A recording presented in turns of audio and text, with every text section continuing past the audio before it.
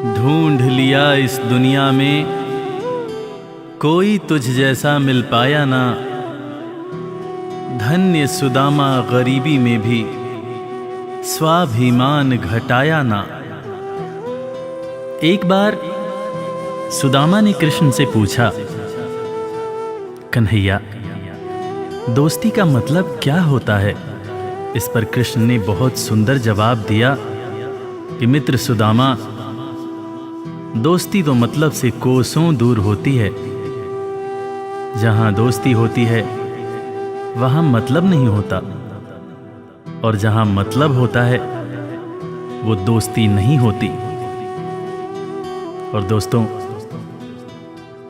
इस दुनिया को सच्ची दोस्ती का मतलब कृष्ण और सुदामा की दोस्ती ने ही बताया था कि कैसे एक दोस्त के बिना कुछ कहे दूसरा दोस्त उसके अंतर्मन की बातें जान जाता है।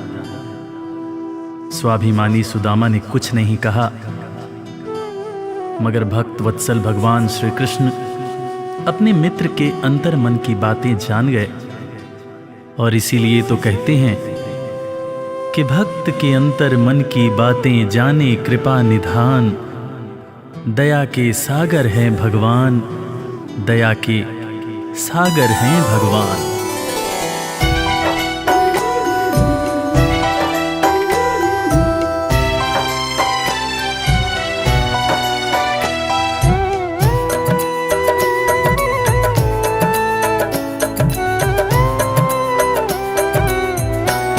दया के सागर हैं भगवान, दया के सागर हैं भगवान। दया के सागर हैं भगवान, दया के सागर हैं भगवान। भक्त के अंतर मन की बातें, भक्त के अंतर मन की बातें जाने कृपा निधान। दया के सागर हैं भगवान, दया के सागर हैं भगवान। दया के सागर हैं भगवान, दया के सागर हैं भगवान। गरीबी से बेहाल सुदामा की पत्नी सुशीला एक दिन सुदामा से कहने लगी, देखो जी, घर में बच्चे भूखे हैं, घर में अनाज का एक दाना भी नहीं है, तन ढकने के जो कपड़े हैं वो भी फटते जा रहे हैं। आप कहते हो कि आपके मित्र द्वारकाधीश हैं। एक मित्र के राजा रहते हुए दूसरा मित्र अगर दुख झेले तो लानत है ऐसी मित्रता पर। आप अपने दोस्त के पास जाते क्यों नहीं? अरे अगर वो चाहें तो हमारी सारी समस्याएं एक पल में दूर हो जाएंगी।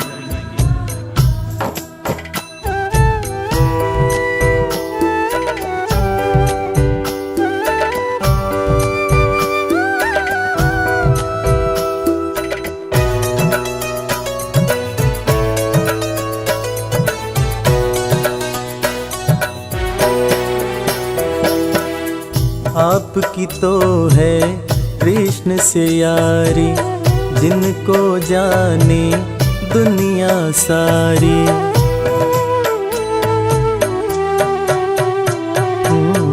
आपकी तो है कृष्ण से यारी, जिनको जाने दुनिया सारी। मित्र के पास में जाते नहीं हो, हाल क्यों अपना सुनाते नहीं हो। सारी समस्याओं का होगा, सारी समस्याओं का होगा पल में समाधान। दया के सागर हैं भगवान, दया के सागर हैं भगवान। दया के सागर हैं भगवान, दया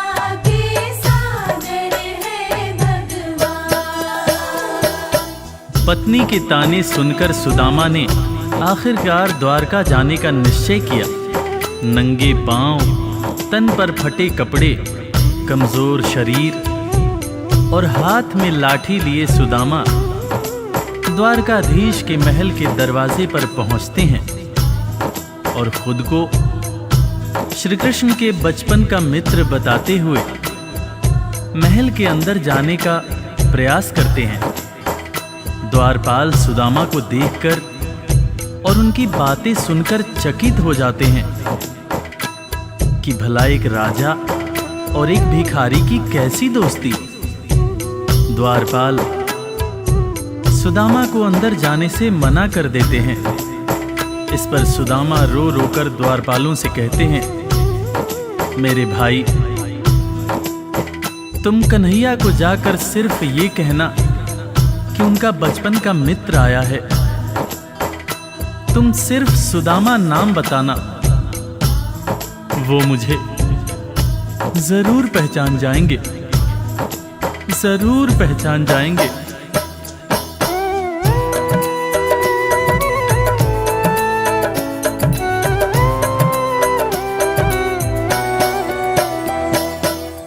विप्र सुदामा द्वारकाए, द्वारपाल से अरज लगाए।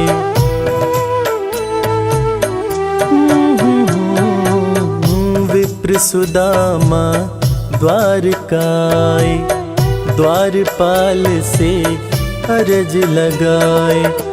जाके कन्हैया को बतला दो, मेरे दिल का हाल सुना दो।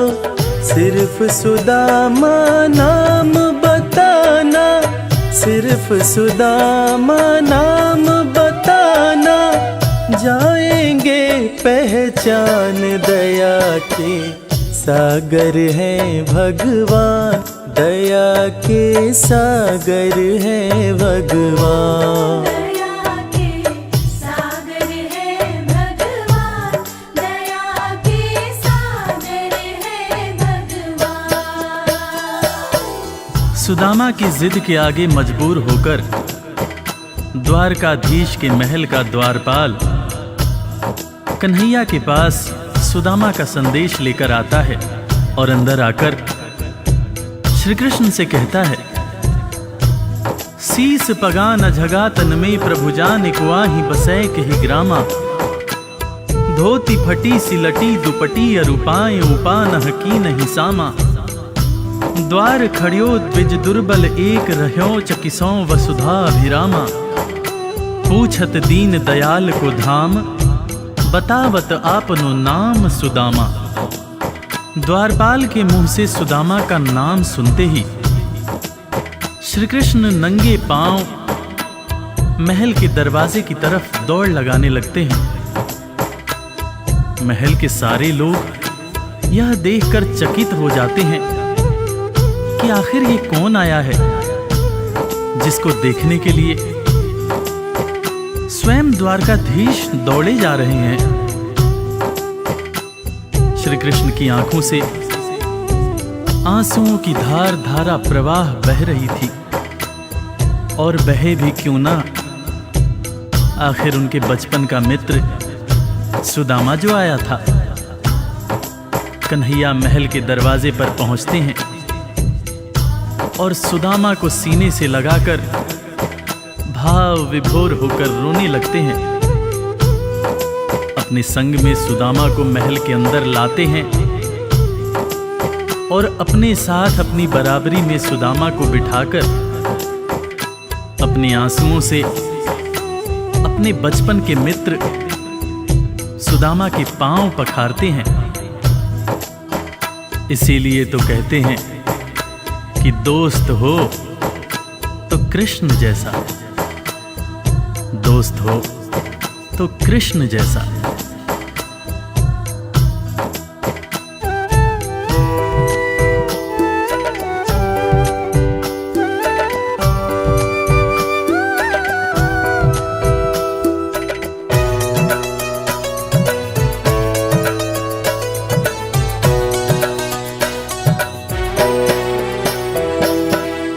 द्वारपाल जब खबर ये लाया, नाम सुदामा जो ही बताया।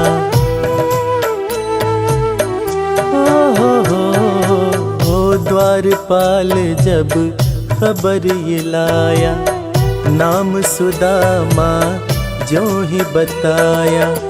नंगे पाँव श्री कृष्ण जी धाए, मित्र सुदामा को गले लगाए। असुवन से प्रभु पाँव पखारे, असुवन से प्रभु पाँव पखारे। मित्र न कृष्ण समान दया के सागर है भगवान, दया के सागर है भगवान। दया के सागर है भगवान, दया के सागर है भगवान। सुदामा के पांव पखारते हुए श्री कृष्ण उनसे मजाक करते हुए पूछने लगे कि भैया तुम तो आए, भाभी को साथ नहीं लाए। भाभी कैसी हैं भैया? और भाभी ने मेरे लिए जरूर कुछ खाने को भेजा होगा। वो तुम पोटली में क्या छुपा रहे हो भैया? सुदामा की पोटली छीनकर श्री कृष्ण चावल के दाने खाने लगते हैं। उसके बाद सुदामा से कहते हैं कि भैया तुम्हें जब कोई परेशानी थी तो तुम मेरे पास क्यों नहीं आए? क्या तुम्हें अपने मित्र कृष्ण पर भरोसा नहीं था? ज़माने बीत गए भैया, ना तो तुमने मेरी खबर ली, ना ही कभी अपना हाल सुनाया। भैया तुम्हें देखने को आंखें और तुम्हारे बोल सुनने को कान तरस रहे थे। सुदामा की पोटली से चावल खाते हुए श्री कृष्ण जब पहली मुट्ठी खाए तो एक लोक सुदामा के नाम कर दिया, दूसरी मुट्ठी खाए तो दूसरा लोक भी सुदामा को दे दिया। तीसरी मुट्ठी जब उठाए तब रुक्मिणी ने हाथ पकड़ते हुए समझाया, हे स्वामी क्या आप सब कुछ मित्र को ही दे देंगे, अपने लिए कुछ भी नहीं रखेंगे? तब हालांकि कृष्ण समझ गए, मगर उन्होंने रुक्मिणी से कहा, प्रिय दोस्ती में सिर्फ ये देखना होता है कि मेरा दोस्त कितना खुश है। एक दोस्त को दुखी देखकर दूसरा दोस्त अगर दुखी नहीं होता है तो सच्ची मायने में वो दोस्ती नहीं होती है। जो मेरा है वो सब कुछ मेरे दोस्त का है।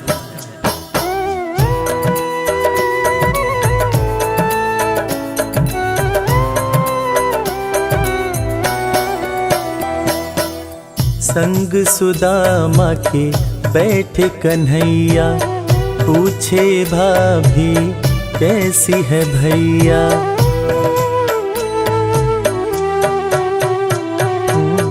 संग सुदामा के बैठे कन्हैया, पूछे भाभी कैसी है भैया।